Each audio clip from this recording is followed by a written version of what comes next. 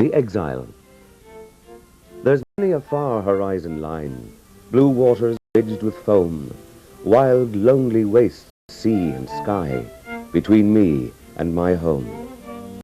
The pastures fond and far away, the daisies and the dew, the morning land of light and mist, those summers that I knew. The long green hours of grass and sun, the blue and peaceful air, are lost beyond the sky and sea, as if they never were. Shall death's horizon line unveil the fields of memory, the misty hills that close around, the land that cradled me? The story of Ireland is one of conquest and colonization, landlords and land wars, famine and revolution. As a direct consequence of economic and political adversity, millions of Irish left their ancestral homes in search of a better life. They fled those chains of poverty and hopelessness which had ensnared their families for generations. They settled in every continent and every country, from Britain to the United States, Argentina to Australia.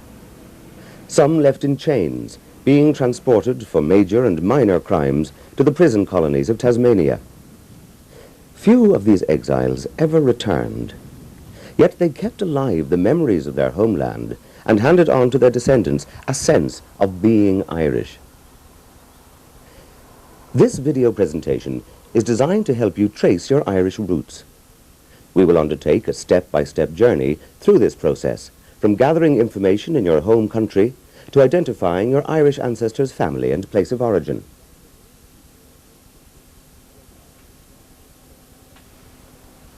The small seaport of Cove nestles among the islands of Cork Harbour. While emigrants left from every major port in the country, from Dublin to Galway and Belfast to Waterford, Cove was the principal point of departure throughout the 19th century. The newly established railway system carried wave upon wave from every town and village throughout the country. They had few possessions beyond the clothes on their backs and the hope of a better life.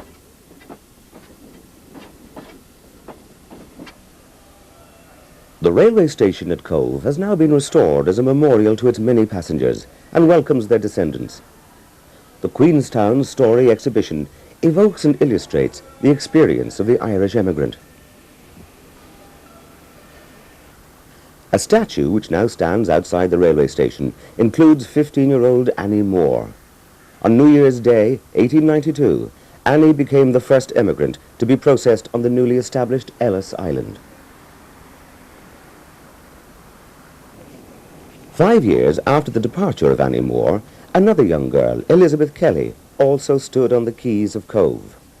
Travelling alone, she embarked on the passenger ship Campania in September of 1897. Her destination, Ellis Island. Her younger brother, Dennis Kelly, had emigrated 2 years previously.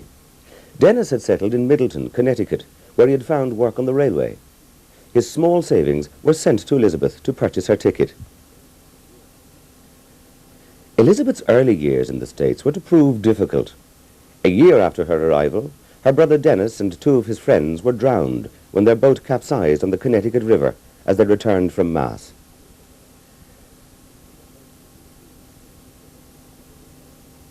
Another brother, Peter, arrived from Ireland, but he too died within a short time from ill health. Elizabeth met and married Bernard Hayden in 1900, and they enjoyed almost 40 years of marriage.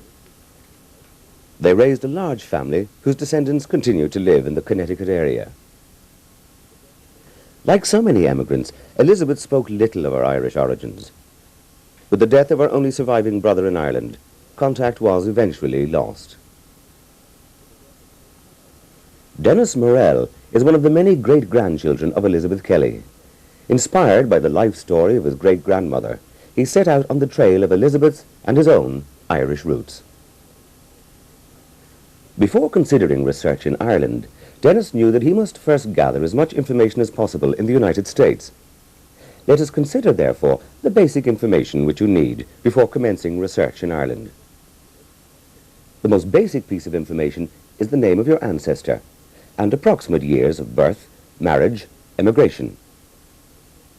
Names of ancestors' parents and if possible, the maiden surname of the mother.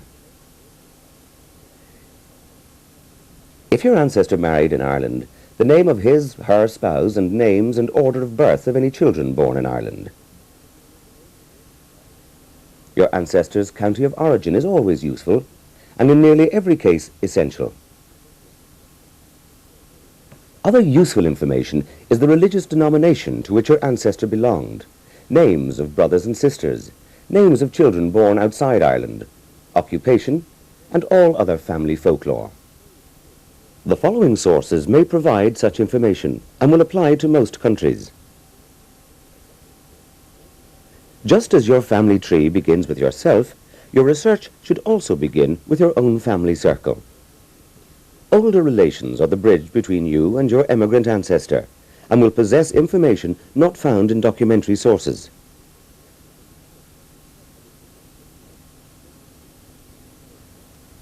Family Bibles and letters should also be checked. Death certificates in the United States may give town and county of birth. Marriage certificates may provide the names of both parents. Australian marriage and death certificates record birthplace and the names of parents. Information contained in church registers will vary greatly, but they can yield vital information. Cemetery records should not be overlooked, while death notices and obituaries in local newspapers can be fruitful sources. The value of passenger lists for the 19th century is limited. U.S. Customs passenger lists date from 1820 and normally only record country of origin. More useful are the immigration passenger lists which date from 1893. This list for Elizabeth Kelly records her last residence as Maryborough, Queens County, and her destination is Middleton, Connecticut.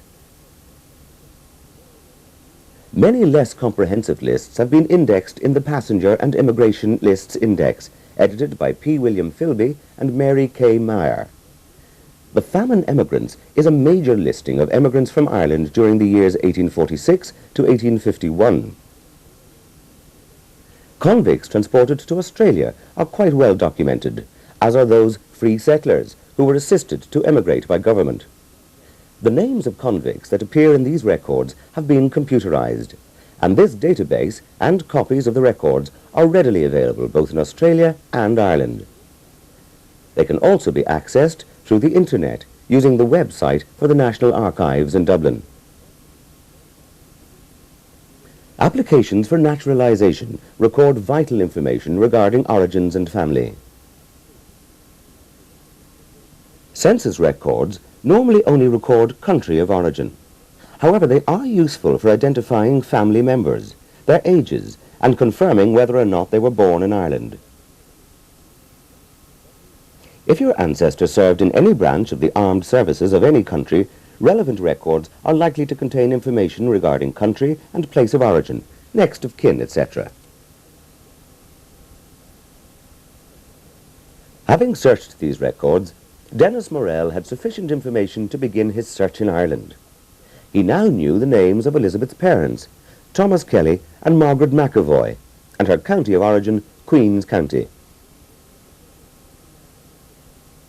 For most people, their Irish journey begins in one of the major airports of Dublin or Shannon. If you arrive at Dublin Airport, a 20-minute journey brings you to the heart of the city.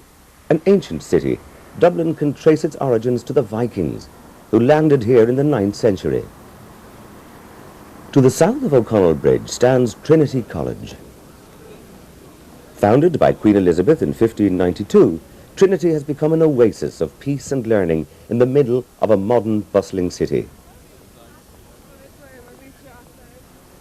The principal research centres in Dublin are situated within a few minutes' walk of Trinity College. Before undertaking a visit to each of the research centres, let us first take an overview of Irish family history records. Research in Ireland is based principally on 4 groups of records. Civil registration of births, marriages and deaths date from 1864, while non-Roman Catholic marriages date from 1845. If any of your ancestors were born or married in Ireland during this period, These records are used to locate their place of origin.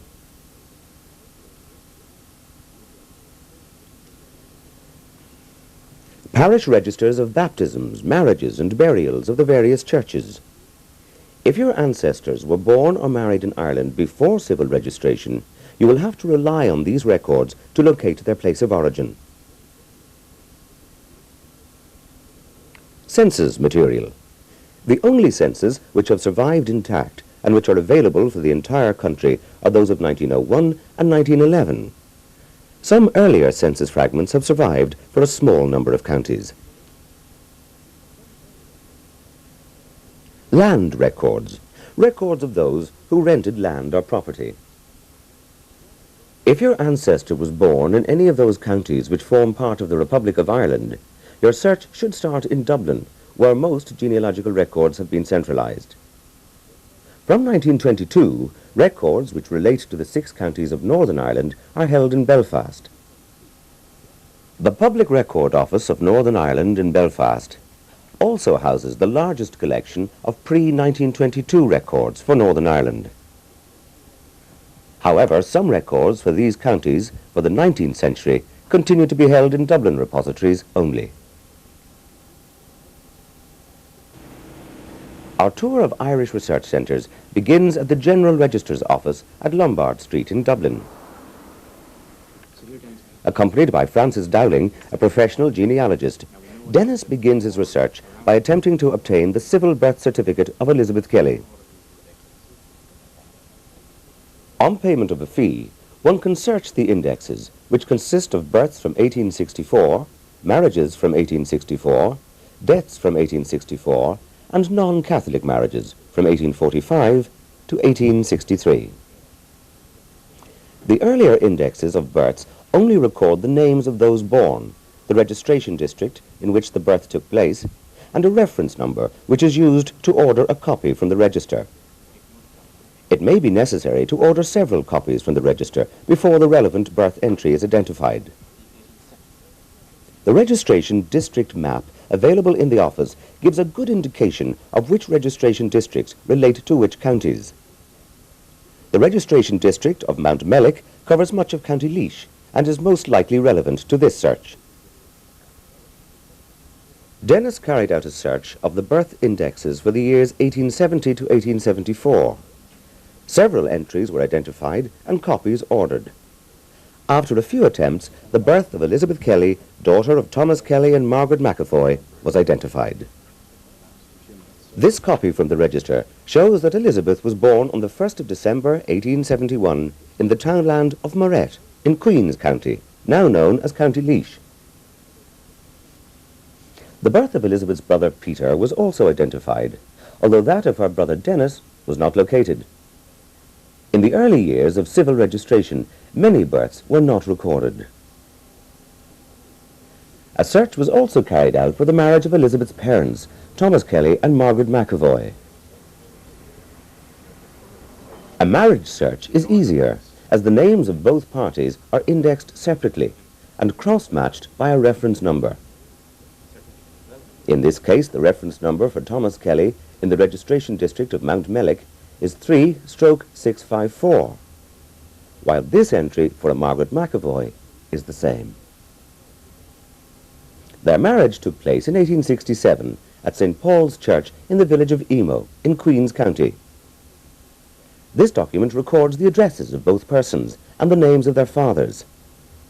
Thomas Kelly was from the townland of Moret and was the son of Christy Kelly. As of yet, Dennis does not know the names of any other siblings or the years of death of Elizabeth's parents. As such, he will now concentrate on the Roman Catholic parish registers, which are held in the National Library of Ireland. Before doing so, however, let us briefly look at the territorial divisions used in 19th century Ireland. There are 32 counties in the whole of the island. In 1920, the 6 counties to the northeast were formed into the separate jurisdiction of Northern Ireland. Each county was subdivided into divisions known as the barony. The number of baronies in any one county will vary depending on the size of the county. The barony, in turn, was divided into a number of civil parishes. These civil parishes were the basic unit of government administration. Civil parishes are the same units as the parishes used by the Church of Ireland. The smallest territorial division is the townland, a subdivision of the civil parish.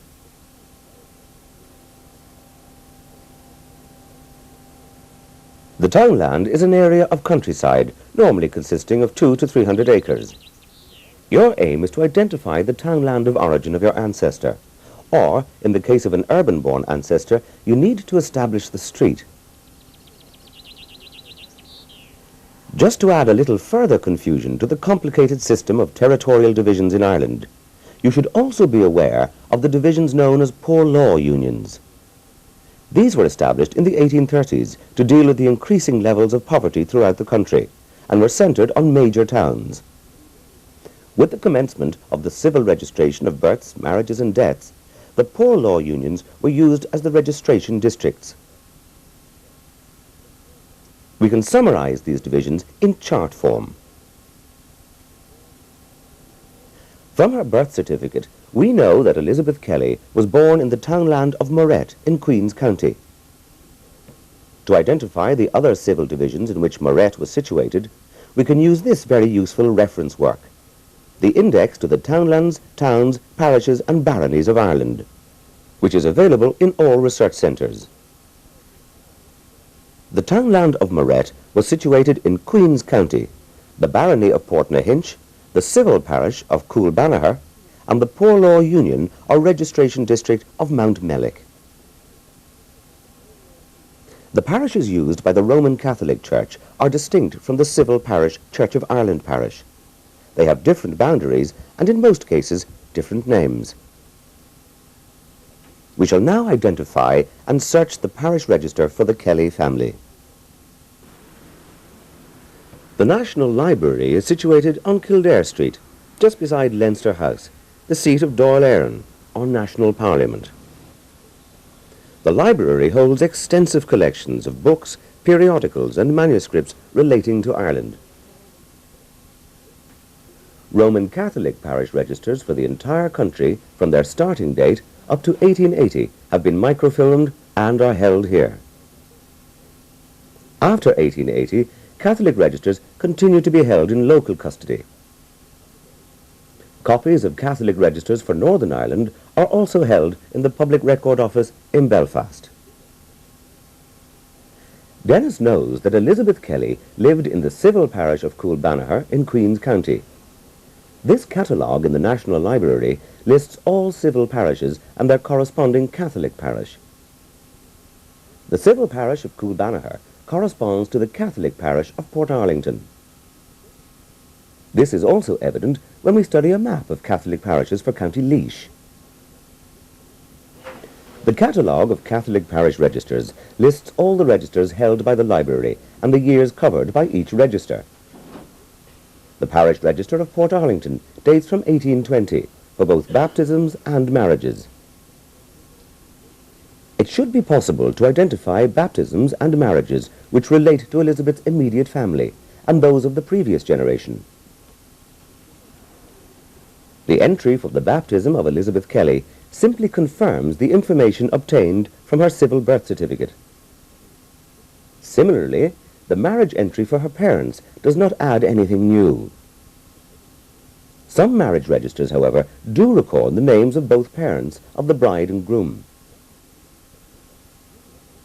A search of the years prior to and subsequent to 1871 located the baptisms of other children of Thomas Kelly and Margaret McAvoy.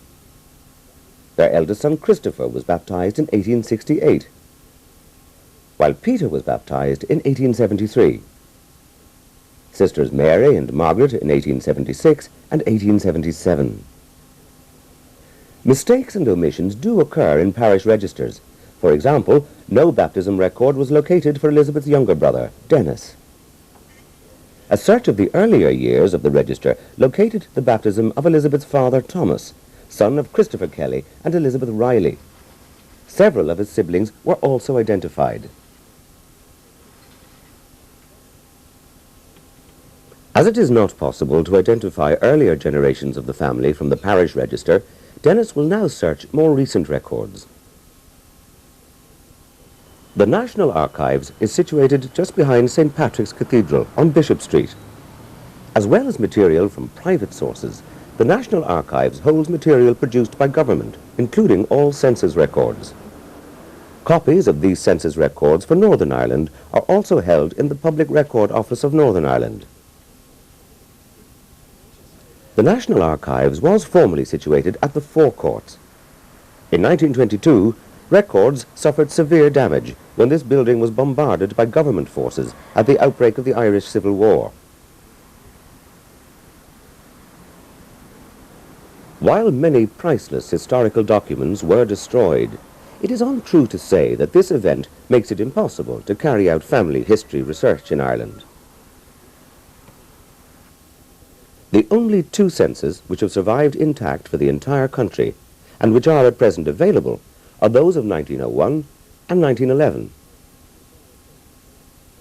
While your ancestor may have left Ireland before these censuses were taken, they are a valuable source of information for family members who remained in Ireland. Before searching census records, it is necessary to be reasonably certain of the townland or street, or at least the general area in which her family lived. Dennis has ordered the census of 1901 and 1911 for the townland of Moret.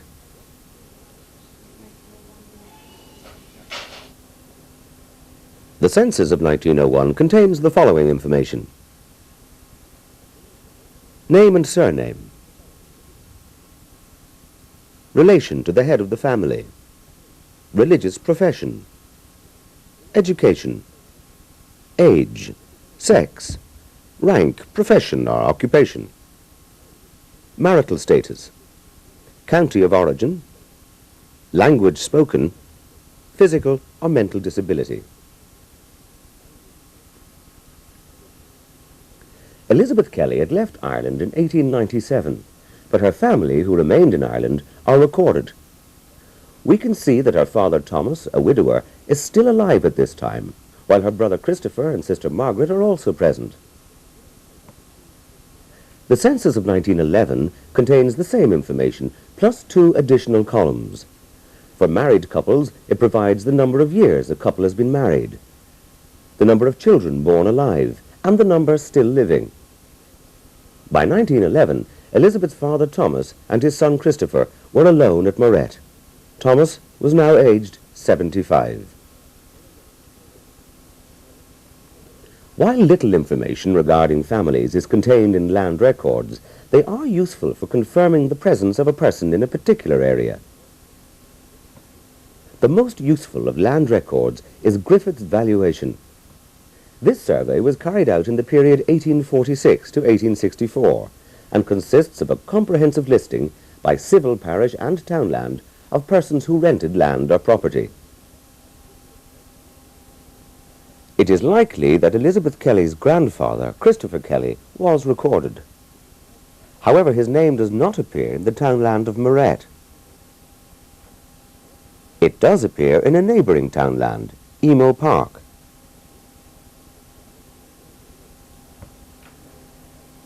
Griffith's valuation records the name of the occupier, the name of the person from whom the land is rented, a brief description of the plot, the total acreage, the valuation of land and buildings, and the total valuation. An earlier valuation of land, the Tithe Allotment Books, dates from the 1820s and early 1830s. These valuations were carried out to assess the tithe or tax due to the Church of Ireland, the official state church. As these tithes had to be paid by all religious denominations, they were fiercely resented and resulted in much conflict.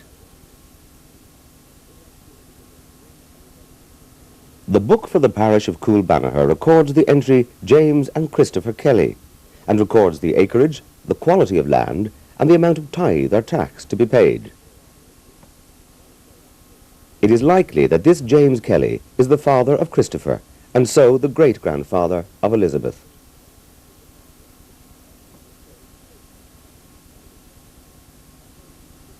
Copies of Griffith's valuation and the tithe allotment books are held in the principal research centres.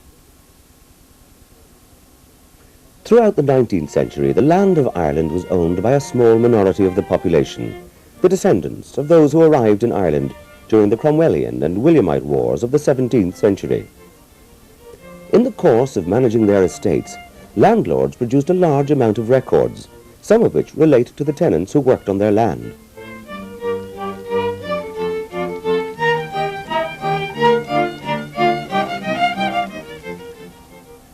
These catalogues, manuscript sources for the history of Irish civilization, commonly known as Hayes Index, list such manuscript material and gives their location. From Griffith's valuation, we know that the Kelly family lived on the estate of the Earl of Portarlington. There are several entries in Hayes Index which relate to the Portarlington estate. Two items of interest to the Kelly family were identified. The land agent's diary lists a large number of evictions which took place in the early 1850s. At the top of this tattered page, we note, "Got possession from Christopher Kelly, 29th of September, 1853. This eviction note explains the move of the Kelly family from Emo Park to the townland of Moret. A rental book was also located for the year 1862, which confirms that the family lived in Moret at this time. Christopher Kelly was paying an annual rent of £17, 10 shillings. Before concluding the Kelly research, we will visit the valuation office. From the 1850s up to recent times, records have been kept of all changes made to each individual plot, as originally recorded in Griffith's valuation. These revisions relate to changes in the occupier and the size of the holding, and give an indication of dates of such changes. The valuation revisions for Moret show that Christopher Kelly held the land in Moret up to 1870, at which time his son Thomas Kelly took over. In 1919, the plot is taken by Christopher Kelly, Elizabeth's brother, who holds it until 1931. After this time, there is no record of the family in this area.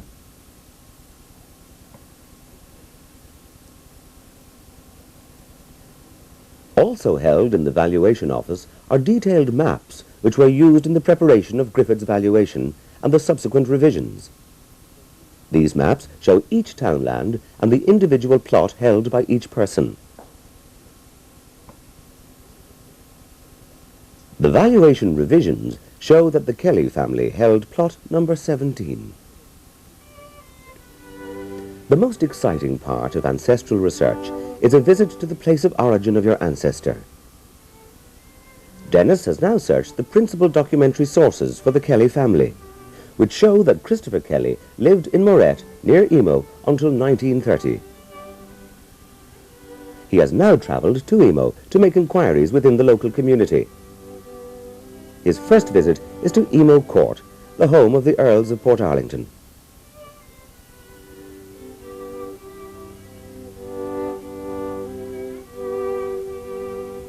We will take leave of Dennis now, as he undertakes the journey in the footsteps of his great-grandmother.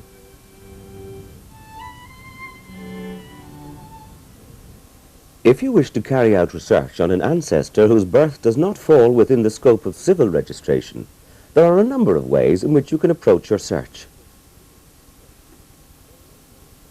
By requesting the local Heritage Centre to search the indexed parish registers. By using the index of surnames. By searching all the parish registers for the county. Since the early 1980s, a network of local heritage centres has been set up throughout Ireland. Here we see the Newbridge Heritage Centre, which has been engaged in computerising all remaining parish registers for County Kildare. There are heritage centres in every county who are engaged in similar work. The indexing of parish registers has not yet been completed on a national basis, although some individual heritage centres have brought this task to an advanced stage.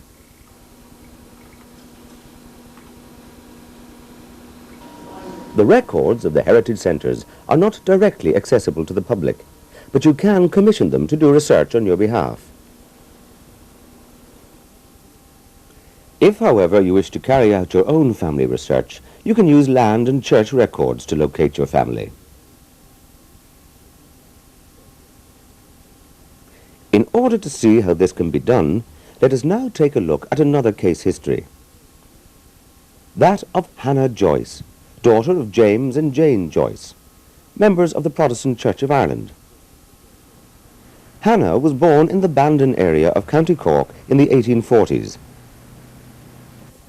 Oriel Woodburn, a descendant of Hannah Joyce, chose to carry out her ancestral research with the help of Helen Kelly, a professional genealogist.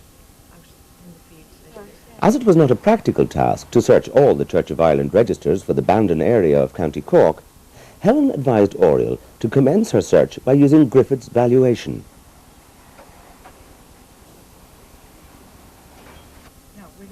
At the National Archives, they consulted the Master Index to Griffiths, which is available for a small number of counties, including County Cork. The Master Index records the full names of occupiers. For County Cork, it shows a total of 6 James Joyce entries. They are located in 6 different civil parishes. This civil parish map for County Cork shows the location of the 2 James Joyce's entries, which are closest to the Bandon area. We see that the civil parish of Desert Surges is in closest proximity to the town of Bandon. It is likely, therefore, that the James Joyce recorded in Desert Surges is relevant to this search. A copy of Griffith's valuation for the civil parish of Desert Surges was then located. It revealed that a James and Richard Joyce lived on plot numbers 6, A and B in the townland of Cashel Beg. James Joyce was also listed immediate lessor of plot 6C. The next step in this research was to ascertain if the Church of Ireland registers for Desert Surges were available, and if so, where they are located. As the Church of Ireland was the official state church until 1869, many of its registers were deposited in the Public Record Office in Dublin, and were therefore destroyed in 1922. Fortunately, some local clergymen retained the original registers or transcripts in local custody. These original registers and transcripts are now kept at various locations throughout Ireland.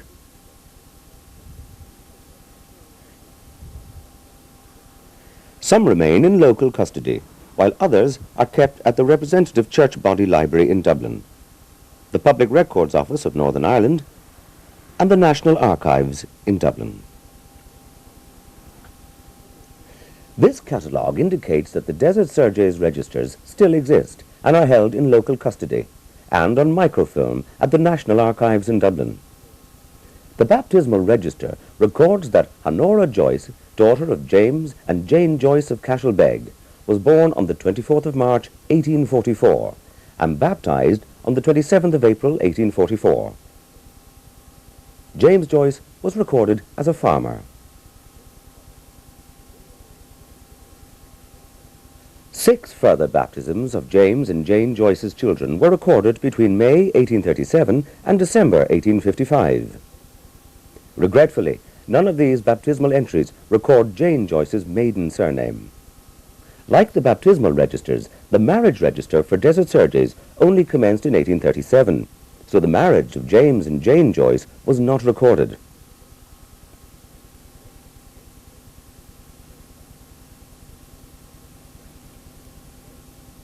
Finally, a check of the tithe allotment book shows that a Richard Joyce and a Thomas Joyce lived in Cashel Beg around 1830. Oriel and Helen then continued their research on this family and obtained further information from the records of the Valuation Office and from the 1901 and 1911 Census of Ireland. Like Dennis Morrell, Oriel can now set out for her ancestral homeland in County Cork. En route, she hopes to visit the parish church of Desert Surges, where her ancestor Hannah was baptized in 1844. The church is set in this idyllic rural setting, just 5 miles from the town of Bandon and about 30 miles west of the city of Cork.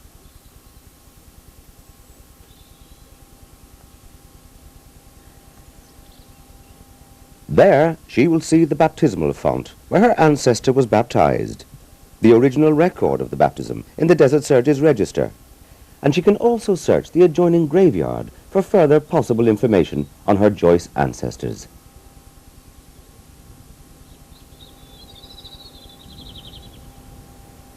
We now move on to a similar case history, that of Thomas Gary. Information gathered from official documents and through family law was that Thomas Gary was born in County Westmeath around the early 1840s to James Gary and Mary Gaynor, who were of Roman Catholic faith. As yet, there is no master index to Griffith's valuation available at the National Archives or the National Library for County Westmeath. For this reason, this research was carried out by using the Index of Surnames. The Index of Surnames is available for the 32 counties of Ireland and lists occupiers of all holdings in each barony and civil parish.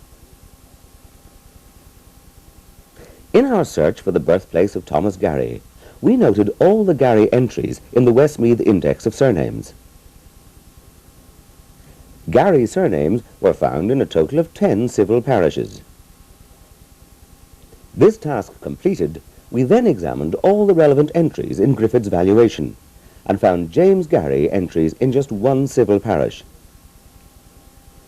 In the townland of Lynn, within the civil parish of Lynn, there were 3 separate listings for James Gary. 1 entry shows a house, offices and land, and the 2 remaining entries pertain to 2 small parcels of land. We then searched the tithe allotments books for the civil parish of Lynn and found entries for a James Gary in the townland of Corbally and a Peter Gary in the townland of Glandevine. From these findings, it seems possible that Thomas Gary, who is central to this research, is from the townland of Lynn, within the civil parish of Lynn in County Westmeath. The next step in this research, therefore, is to locate the relevant Roman Catholic parish registers of the Diocese of Meath. Microfilm copies of most Roman Catholic parish registers are in the custody of the National Library in Kildare Street, Dublin. The majority of these are available to the public. However, in the case of some parish records, permission must be sought from the relevant church authorities before the library can allow access to them.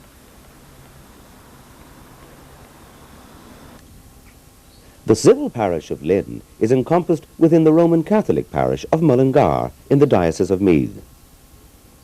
In general, Roman Catholic registers in Ireland date from the first part of the 19th century.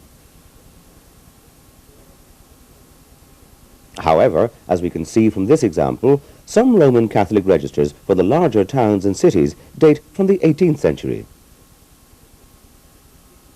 The baptismal entry for Thomas Gary was located. He was baptized on the 1st of March 1840 and was son of James Gary and Mary Gaynor. There were some gaps in the marriage register for this period, so the marriage entry of Thomas Gary and Mary Gaynor was not located. The older registers revealed the baptisms of Thomas's father James and his twin brother Peter in July 1814. These entries showed that they were the sons of Peter Gary and Mary Walsh. As this information tied in with the names extracted from Griffith's valuation and the tithe allotment books, there now seemed to be little doubt about the fact that Thomas Gary, who was central to this research, was in fact born in the townland of Lynn, near Mullingar, in County Westmeath.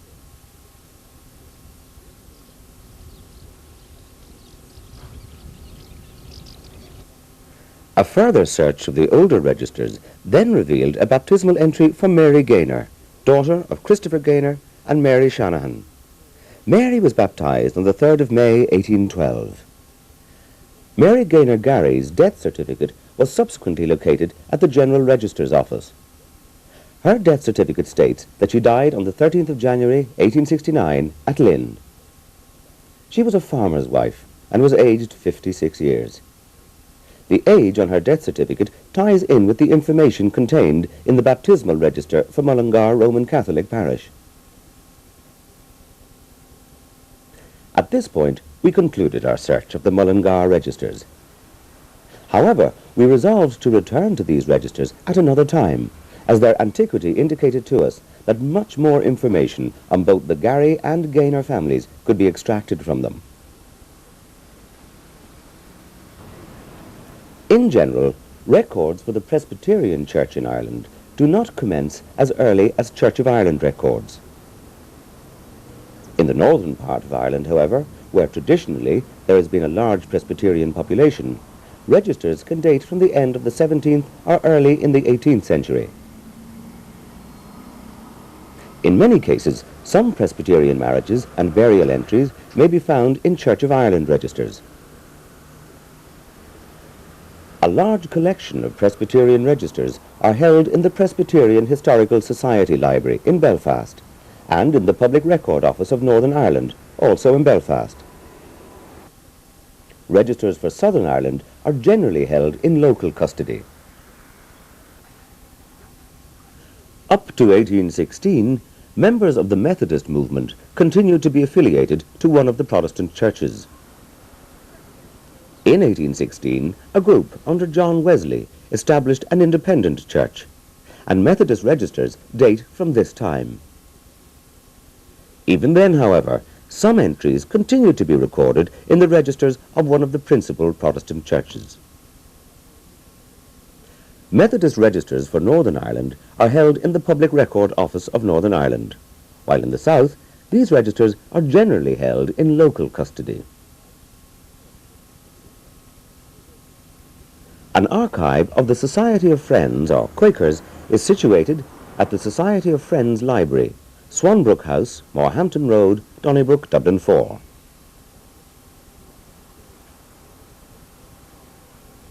A Jewish museum is located at 3 Walworth Road, South Circular Road, Dublin 8. While just a short distance away, you will find a synagogue for the Dublin Hebrew congregation, located on Adelaide Road, in Dublin 2. The Registry of Deeds is located in Henrietta Street. The deeds in this institution concern the ownership or transfer of land and property, mortgages, marriage settlements, wills, and date from 1708. Prior to the 20th century, the majority of deeds pertain to property-owning members of the Church of Ireland, though some deeds relate to Catholic families. There is very little hope, however, of finding a deed for a small tenant farmer of any denomination. Because of the archaic and legalistic language of the deeds, not to mention the weight of the dusty volumes, one must always approach this institution with a spirit of adventure. Having located her Joyce ancestors, Oriel Woodburn set out in search of her maternal lines, the Nolan and Marr families of County Carlow. The large amount of old documents in the family's possession indicates that these families leased the land as early as the 18th century. An old farm diary made several references to a Garrett Nolan, and further clues were obtained from rent receipts signed by Harcourt Lyburn, land agent for the landlord Colonel Bruin. The Registry of Deeds operates a dual system of indexing, a surname index and a townland index. In the surname index, Oriel and Helen found this reference to a Lyburn Nolan deed. The deed, dated the 25th day of March, 1779, relates to a lease of over 200 acres of land, which was made between Harcourt Lyburn and Edmund Nolan.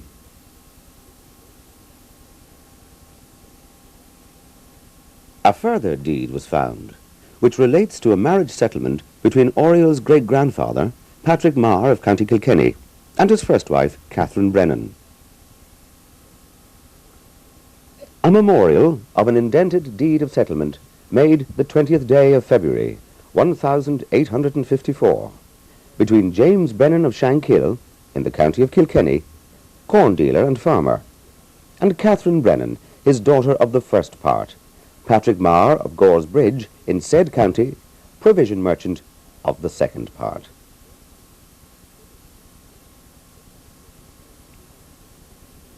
Many deeds contain wills made throughout the 18th and 19th century. The principal collection of wills, however, is situated at the National Archives. Wills are one of the most valuable sources of genealogical information. In the search of old family documents, Oriel had already discovered a will for her great-grandfather, Patrick Marr. Until this century, however, most wills were made by the property-owning classes, and therefore do not apply to the vast majority of the population. Many original wills were destroyed in the catastrophic fire in the Four Courts in 1922. However, all the indexes to the wills survived, though some were damaged.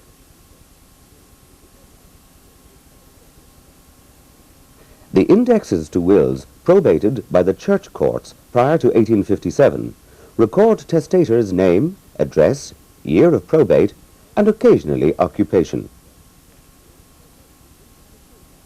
From 1857 onwards, the indexes, or calendars, provide name, address, occupation, date of death of deceased, name of executor of the will, and value of the estate.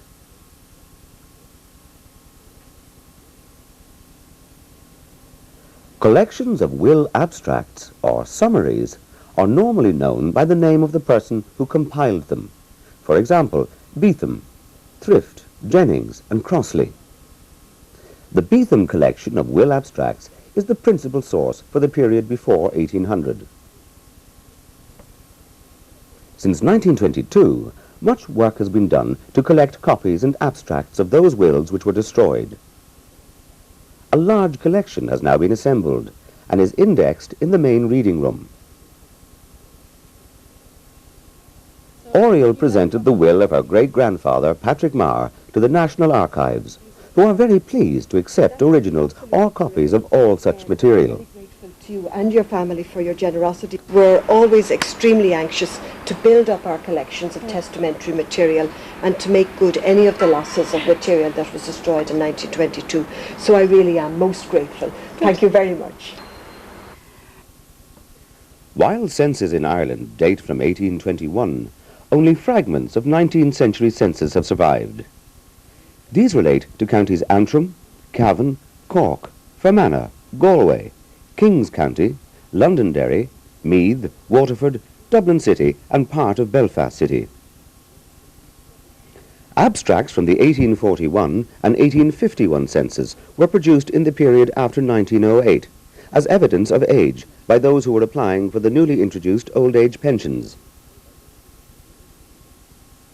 There are numerous local censuses from the 18th century, which in some cases can prove of interest, such as the religious census of 1766 and the 1749 Elphin diocesan census. The flax seed premium lists are dated 1796 and show names of people who received free spinning wheels and the civil parishes where they lived. There are many records which relate to various occupations. Microfilm copies of Royal Irish Constabulary records are held in the National Archives and provide useful details of policemen's family and career. Graduates of Trinity College are recorded from 1647. 19th century directories list merchants, traders, professionals, clergy and gentry for cities and principal towns within each county.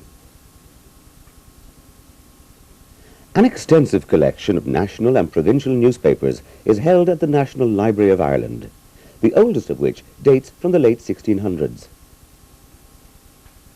Obituaries can be located in old newspapers, such as this one in the Westmeath Examiner. If you come to Ireland to undertake research, a visit to the genealogical office on Kildare Street will prove of interest.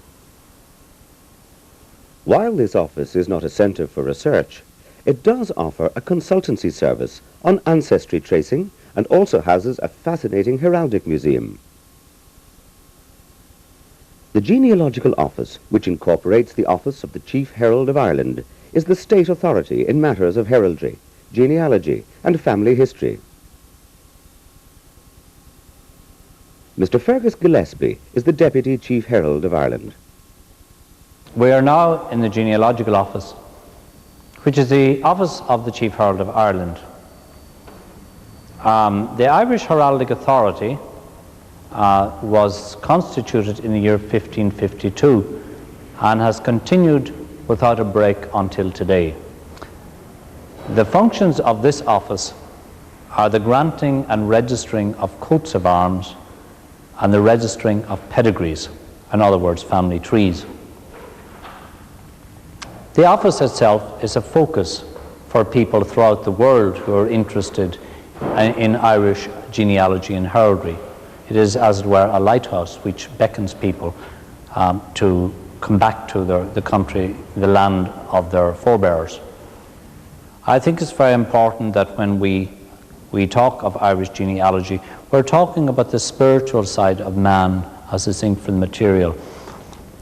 I suppose we people in Ireland would say that we are used to our surroundings and our families and those who are related to us. But for people who live in countries which are new, or relatively new, like America, Canada, Australia, it is very important for people to find their roots. And one thing in Ireland that we are very aware of is our sense of family and our sense of place. It should be pointed out that Irish genealogical collections are the oldest in Europe. There is nothing to be compared with them. Most genealogies that we have of great European families date to us from the late Middle Ages, 14th century, 15th century, 16th century. But the earliest Irish genealogical collection can be dated to the year 630, 640.